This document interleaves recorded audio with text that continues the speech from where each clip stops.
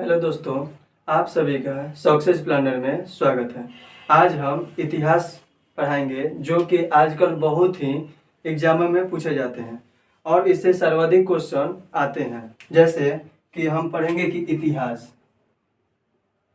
इतिहास इतिहास को हम लोग 4 कालखंडों में बांटकर पढ़ेंगे, जिसमें पहला कालखंड होगा प्राचीन इतिहास। दूसरा कालखंड होगा मध्यकालीन इतिहास।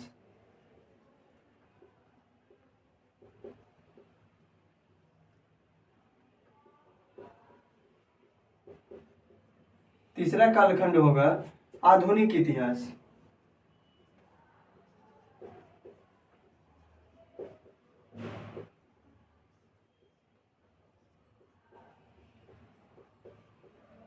और चौथा और सबसे अंतिम कालखंड होगा स्वतंत्रता के उपरांत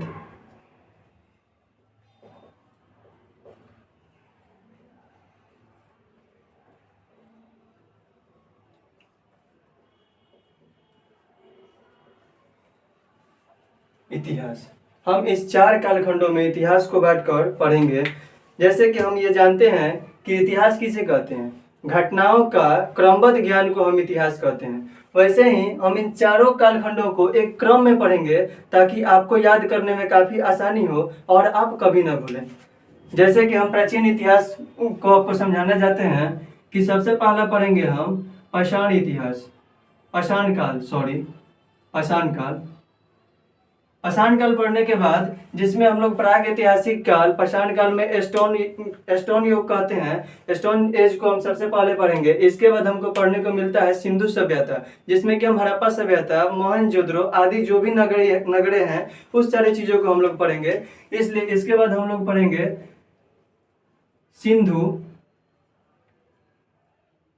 सिंधु सभ्यता। इसके बाद हम लोग पढ़ेंगे वैदिक काल। सिंधु सभ्यता पढ़ने के बाद हम लोग वेद पढ़ेंगे। वैदिक काल सभ्यता में हम यही पढ़ेंगे कि वेद कितने प्रकार के होते हैं और वेद में क्या क्या होता है। इस सारी चीजों की जानकारी हम लोग वैदिक सभ्यता से लेंगे। वैदिक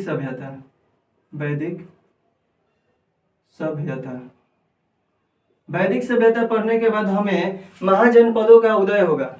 जब हम लोग प्राचीन इतिहास में जैसे ही वैदिक सभ्यता खत्म करेंगे, उसके बाद हमारे पास महाजनपदों का उदय हमको पढ़ने को मिलेगा, जहाँ की महाजनपदों का उदय। आप सभी जानते हैं कि महाजनपद 16 होते हैं। महाजनपद जो 16 हैं, इन 16 को हम लोग पढ़ेंगे। इन 16 को महाजनपद पढ़ने के बाद ये क्रम है। जैसे कि पाषाण काल पढ़िएगा, पाषाण काल पढ़ने के बाद आप सिंधु सभ्यता पढ़िएगा, सिंधु सभ्यता के बाद वैदिक सभ्यता जिसमें आपको वेदों के ज्ञान मिलेगा। इसके बाद महाजनपद पढ़ने को मिलेंगे। महाजनपद जैसे ही आप पढ़िएगा तो उसके बाद आप धर्म आंदोलन, जिसे हम लोग धार्मिक आंदोलन भी कहते हैं, इसके बाद धार्मिक आंदोलन पढ़ने को मिलेगा। धार्मिक आंदोलन इसमें बौद्ध धर्म, जैन धर्म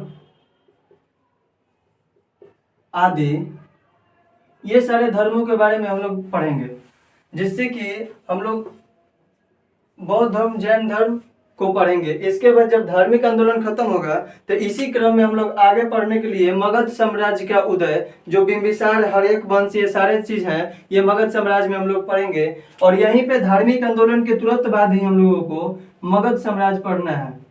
मगध साम्राज्य का उदय। मगध साम्राज्य पढ़ने के बाद ही हमको जस्ट बाद मौर्य काल मिलेगा पढ़ने के लिए, जो कि मौर्य काल का उदय। परीक्षा के दृष्टिकोण से हम लोग देखें तो अगर जितना अभी हम लोग टॉपिक बनाए, इसमें से सिंधु सभ्यता, वैदिक काल तो नहीं, महाजनपद, इसके बाद धार्मिक आंदोलन और मौर्य काल से काफी ज्यादा प्रश्न हमको अपने एग्जाम में देखने को मिलते हैं। और वैसे ही हम आगे आपको बता रहे हैं कि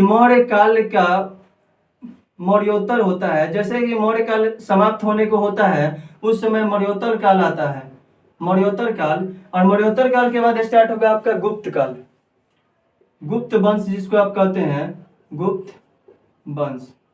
गुप्त वंश के बाद गुप्तोत्तर वंश, गुप्तोत्तर काल या गुप्तोत्तर वंश कहेंगे। मूलतः यही हम लोगों को इतना ही पढ़ना है प्राचीन भारत में, इसके अलावा कुछ एक्स्ट्रा नहीं है। ये जो है इसी में से आपका क्वेश्चन आएगा, इससे बाहर आपके एग्जाम में कुछ नहीं आएंगे। जैसे कि गुप्तोत्तर काल हो गया तो हम लोग अंत में पढ़ते हैं दक्षिण भारत का साम्राज्य और राजपूतों का उदय। राजपूतों का उदय और दक्षिण भारत का साम्राज्य बहुत ज्यादा नहीं है, बहुत छोटा सा टॉपिक है, इसलिए हम दक्षिण भारत का राजवंश और राजपूतों का उदय, हम ये मात्र इतना ही टॉपिक जो है हम प्राचीन इतिहास में पढ़ेंगे और इसी से क्वेश्चन आएगा, इसके बाहर कुछ नहीं आता है। आप बिलीव कीजिए, आप जो है इसके बाहर मौर्योत्तर काल से नहीं, गुप्तोत्तर काल, इसमें जो भी सिक्का चला, जो कुछ भी प्रमुख घटनाएं हैं वही पूछे जाते हैं और हम लोगों को इतना ही पढ़ना है इसमें। तो ये प्राचीन इतिहास जो हमको था, प्राचीन इतिहास में हमको इतना ही पढ़ना है। और ये पढ़ने के बाद जो कि प्राचीन इतिहास में साहित्यकार है या लेखक है, उस सारे चीजों को हम मध्यकालीन, आधुनिक और प्राचीन तीनों का एक साथ एक वीडियो में दे देंगे ताकि आपको याद करने में सहूलियत रहेगी। अब जैसे कि राजपूतों का उदय, ये हमको सबसे अंतिम चैप्टर पढ़ना है, क्योंकि इसके बाद मोहम्मद गौरी के बारे में आप जानते होंगे कि 1992 के युद्ध के बाद उनकी मृत्यु हो गई। उसके बाद मध्यकालीन इतिहास की शुरुआत होती है। मध्यकालीन इतिहास में मुख्यतः दिल्ली सल्तनत से ज्यादा अधिकतर क्वेश्चन पूछे जाते हैं, इसलिए हम उसको सल्तनत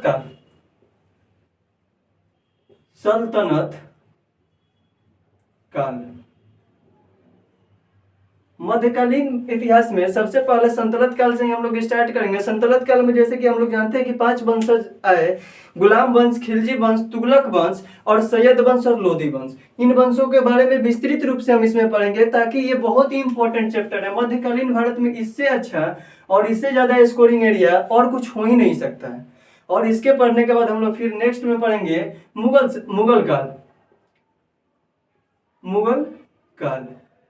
मुगल काल जैसे ही खत्म होगा, मुगल काल पढ़ने के बाद हम लोग विजयनगर साम्राज्य को पढ़ेंगे। विजयनगर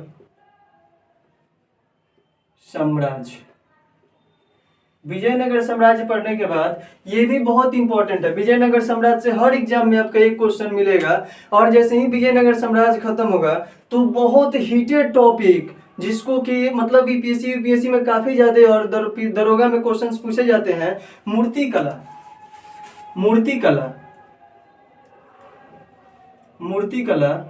एवं मंदिर कला।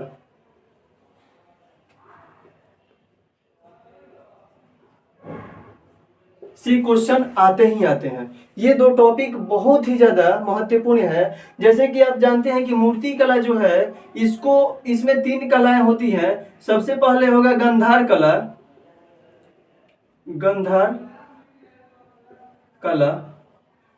जो गंधार कला है ये बताता है कि मूर्ति जो है गंधार कला के रूप में या गंधार शैली में कैसे बनता है। गंधार शैली होता है, फिर होगा आपका मथुरा शैली। ये कला और स्लैश में आप इसको शैली भी लिख सकते हैं। गंधार शैली और मथुरा शैली में और एक अमरावती शैली होता है। अमरावती शैली भी काफी महत्वपूर्ण है, लेकिन ज्यादातर गंधार शैली और मथुरा शैली से ही हम लोगों के तरफ बिहार पीसीएस, यूपी पीसीएस में ज्यादातर क्वेश्चन या एसएससी जीडी वगैरह में ज्यादातर क्वेश्चन यहीं से पूछे जाते हैं। गंधार शैली, मथुरा शैली और एक अमरावती शैली होता है। अमरावती शैली, ये 3 शैली से ही मूर्ति का निर्माण कहाँ से होता है, तो इन 3 शैली से ही होता है। वैसे ही होता है मंदिरों का निर्माण, तो मंदिर का निर्माण भी सेम इसी पैटर्न पे होता है। इसमें भी 3 शैलियां होती है, इसलिए इसको याद करना काफी आसान है। इसलिए आसान है कि मूर्ति जो बनती है वो भी 3 से बनेगी और जो मंदिर भी बनेगा वो भी 3 से बनेगा। अब आइए दिखाते हैं हम आपको कि मंदिर के लिए कौन कौन से शैलियों का उपयोग किया जाता है। तो इसमें सबसे पहले हम लोग करते हैं नागर शैली का उपयोग। नागर शैली से हम लोग मंदिर का निर्माण करते हैं। इसके बाद द्रविड़ शैली, द्रविड़ शैली, इससे भी हम लोग, इसमें देखिए जो दक्षिणी भारत है, ज्यादातर क्वेश्चन दक्षिणी भारत में मंदिरों की संख्या दक्षिणी भारत में सब काफी ज्यादा है और दक्षिणी भारत में ही सबसे ज्यादा द्रविड़ शैली से बनी हुई मंदिरों का निर्माण आपको देखने को मिलेगा। इसका मतलब द्रविड़ शैली का ऐसे बोले कि उदाहरण आपको दक्षिणी भारत में ही देखने को मिलेगा। और लास्ट में एक और होता है बंसर शैली, और ये बंसर शैली है, बंसर शैली। इससे मात्र ये तीन से आपको मंदिर निर्माण कला का ज्ञान मिलता है और मूर्ति कला का आपका इस 3 से मिलता है। ये जो काफी इंपॉर्टेंट है। अब आप देखिए ना कि मंदिर पढ़ ही लिए, देवता पढ़ ही लिए, तो जो भक्तगण थे या भक्ति जो प्रसार किए थे भक्ति का, उनको भी फिर पढ़ना पड़ेगा ना जी हम लोगों को।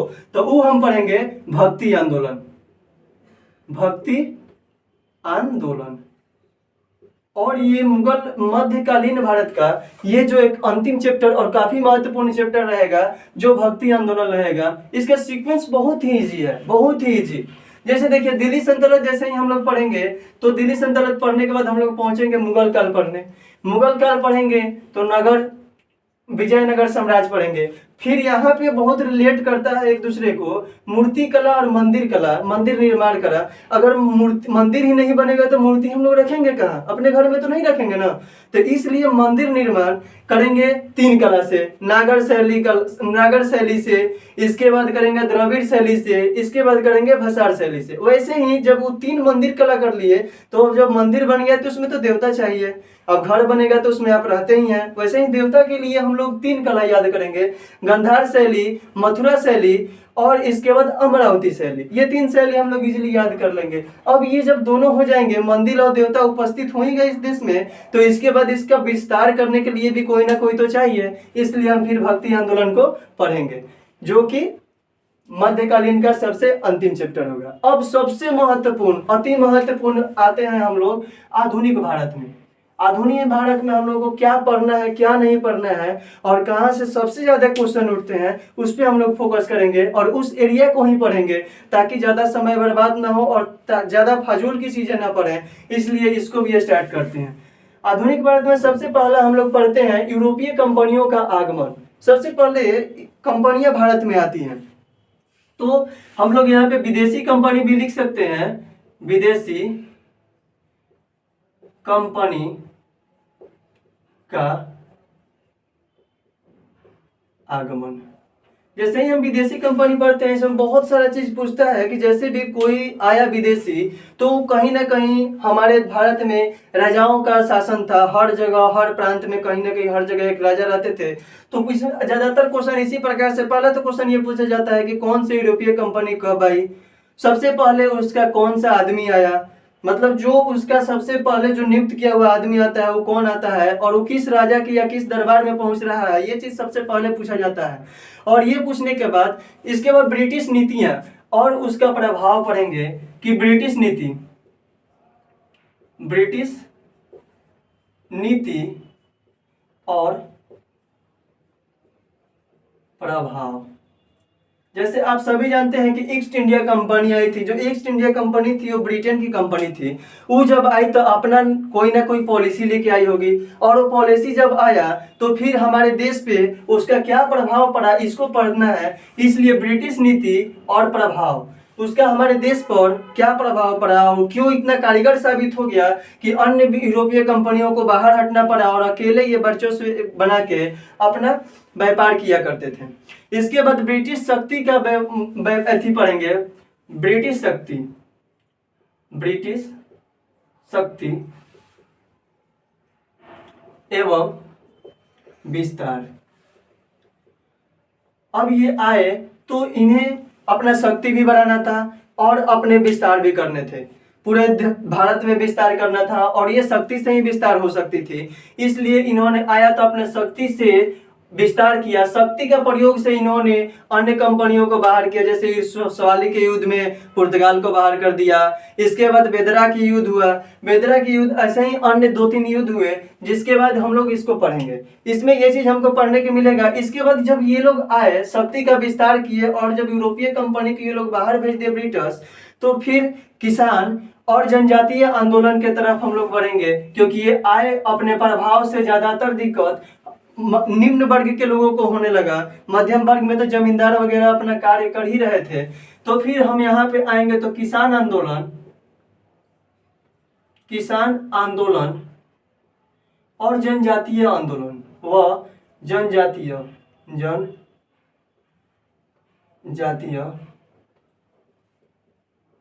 आंदोलन, ये 2 आंदोलन शुरू होते हैं। और इस दोनों आंदोलन का शुरू होने का मात्र एक ही कारण था, वो था ब्रिटिश शक्ति या ब्रिटिश के जो भी नीति थे उससे ये लोग मतलब संतुष्ट नहीं थे। और इस कारण से किसानों ने और जनजातीय आंदोलन ने हर जगह कहीं ना कहीं अपने अपने स्थानों पे अपने अपने हक के लिए आंदोलन की शुरुआत की। इसके बाद 1857 का विद्रोह,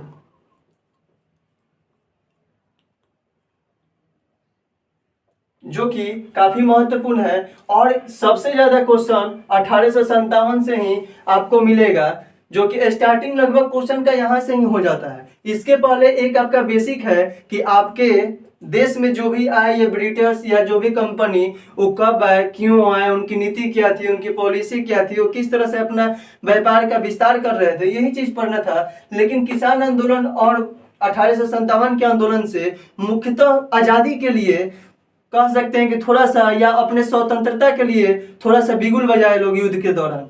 इसके बाद 1857 के बाद हम धर्म सुधार आंदोलन यहाँ पे पढ़ेंगे।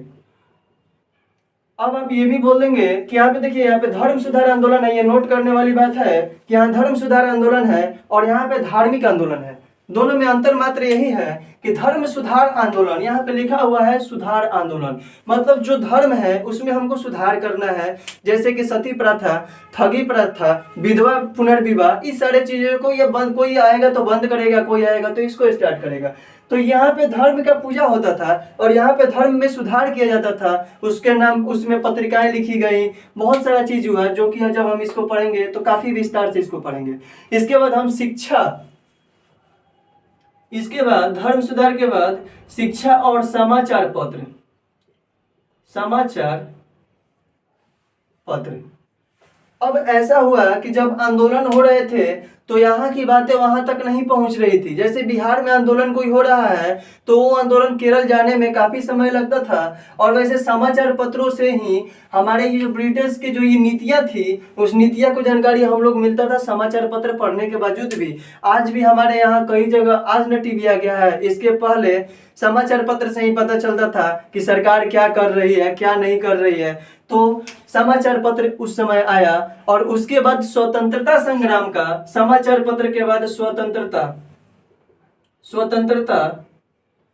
संघर्ष का पहला चरण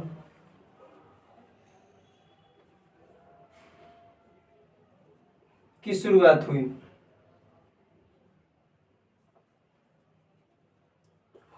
और इसको हम लोग 1885 से 1905 तक मानते हैं। 1885 में कांग्रेस का स्थापना होता है, जो कि डफरिन के आदेशानुसार यह स्थापना होता है, और 1950 में बंगाल से बिहार को अलग किया जाता है। और इसी घटना के बीच के काल को हम लोग स्वतंत्रता संग्राम का प्रथम चरण में पढ़ने को मिलेगा। और जैसे द्वितीय चरण जो बोलते हैं तो स्वतंत्रता संघर्ष का द्वितीय चरण हम लोग 1906 से 1947 तक मानते हैं।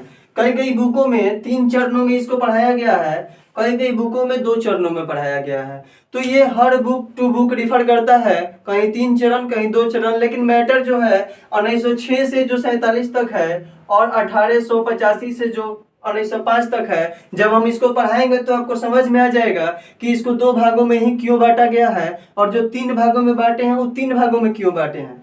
समझ गए ना। और इसके बाद जब ये सारी चीजें पढ़ लेंगे 1847 में जब हमारा देश आजाद हो जाएगा, तो फिर हम देखने चलेंगे फिर पीछे से यहाँ से कि हमारे यहाँ जो आए सबसे पहले कौन है, गवर्नर आए। तो यहाँ गवर्नर कौन कौन हुए, जैसे ही गवर्नर देखेंगे तो फिर गवर्नर जनरल कौन कौन हुए।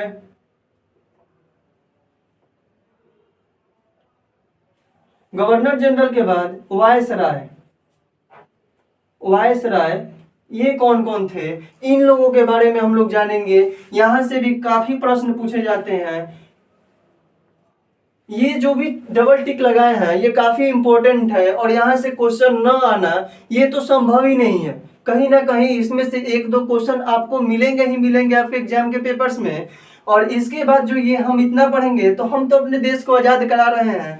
1947 में हमारा देश आजाद हो रहा है, तो आधुनिक इतिहास में हम यहाँ तक ही पढ़ेंगे। इसमें तो हमको ये पढ़ना है, और पढ़ने के बाद स्वतंत्रता के उपरांत इतिहास, जो ये है स्वतंत्रता के उपरांत इतिहास, इसका कहने का तात्पर्य यही है कि जो हम लोगों को जो 1947 में जो स्वतंत्रता मिली उसके बाद जो इतिहास है उसको हमको उसमें पढ़ना है। और उसमें सबसे बड़ा प्रॉब्लम ये था, आप भी सोचिए ना कि आपके घर में जब एक पड़ोसी लोग बने, पड़ोसियों में जब बंटवारा होती है तो कितनी सर दर्द होती है।